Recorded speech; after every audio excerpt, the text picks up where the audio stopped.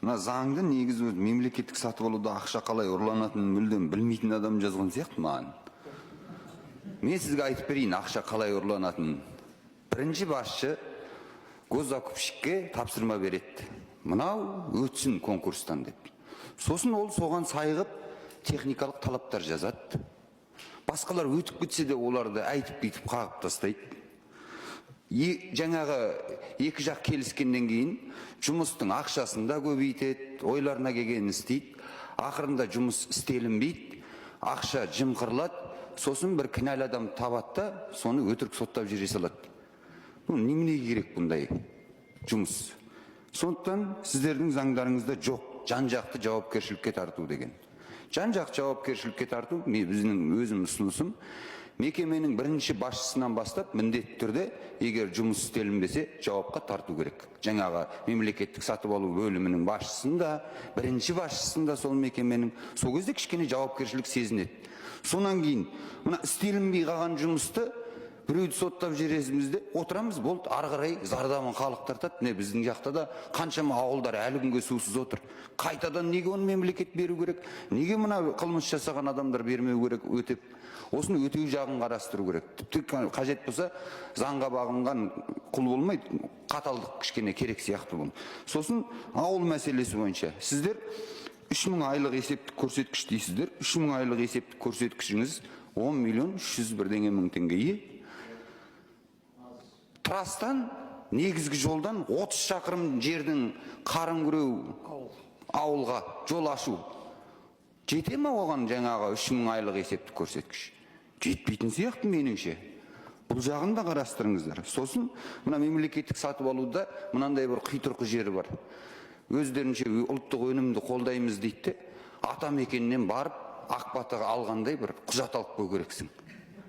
Бізде өз шығаратын өндірісіміз көп емес. Ол кез келген мекеме білет біздің шығармайтынымызды. Бірақ ана барып атамекенге барып жанталас бізге мынаны дәлелдеп беріңдер дейді. Осының не қажеті бар? Неге осы ұлттық кәсіпкерлер палатасы біздің мемлекеттік органдардың жұмысына жан-жақты араласа береді? Мен бағана да қойдым бұл сұрақты, тағы да қойып отырмын. Неге қоғамдық бірлестіктер біздің мемлекеттік ұйымдардың жұмысына кірісе береді? Осы жағын кішкене жеңілдетіңіздер. Енді өтеу жағын міндетті түрде қарастырыңыздар. Өйткені зардабын қашамағы халық көреді, қашамағы біз бюджеттен біреудің ұрлаған ақшасын орнын толтырып бере береміз.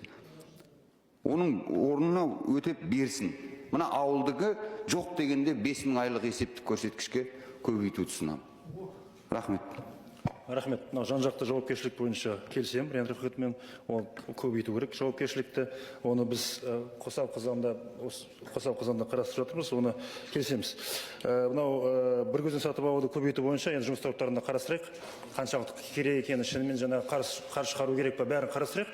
Біз жақтан қарсылық жоқ. Егер ол керек болса, біз онымен келісеміз, әрине. Мынау ұлттық кәсіпкерлер палатасы жауап бересіздер ме? Сіздерге сұрақ. По сертификатам. Айтыңыз, аты жөніңіз. Қойватыр, по сертификатам. Почему вы требуете сертификаты и индустриальные сертификаты? Сәлеметсіз, Құрметті төраға, құрметті депутаттар, Мурат Амрин, төраға орынбасары. Вопрос по сертификатам. В целом это в рамках поддержки производителей, чтобы видеть долю производства, местного содержания, поскольку отметили в части ответственности, у нас есть перечень изъятий на товары, которые должны закупаться у казахстанских производителей. Но квазигоскомпании, местные исполнительные органы заказчики, Казахстан товар налмает. И мы в связи с этим и ответственность просим, и по сертификации, сейчас наша работа ведется, по модернизации, по усилению требований для бизнеса и выработка нового механизма. Сіздер айтасыздар, біз ойбай сертификаттау ұлттық өнімді қолдау мақсатында. Бәрібір сіздер түк талап қоя алмайсыздар ғой, алмай қойған адамға. Мысал ретінде айтайын, қорғаныс министрлігі ма, осы біздің әкімшілік па, 2000 компьютер қорғаныс министрлігінде бүкіл экспертизасы бар ұлттық өнім деп әкеледі, аналар алмай қойған, соттың да шешімі, сенікі де дұрыс деп шешім шығарып берген. Осындай да шешім болады. Енді отыр, анау компания банкрот болып жатады. Немен қорғадыңыздар? Сіздер оны қорғап жатқан жоқсыздар ғой. Немене керек деймін, мысалы бізде жарық шығармайтын білеміз, лампочканы, свет, мысалы концерттік залдарға. Оны барып сатып алу үшін барып тағы да сіздерден дәлел керек. Жоқ, бізде Қазақстанда шығармайды дегеннен шығармайтыны белгілі ғой. Енді сіздер тізімін жасап қойыңыздар. Мынандай тауар Қазақстанда шығады, мынандай шықпайды деп. Егер қатты көмектескілеріңізге барса. Дұрыс, өте орынды ұсыныс, оны қарастыруымыз керек. Өте орынды.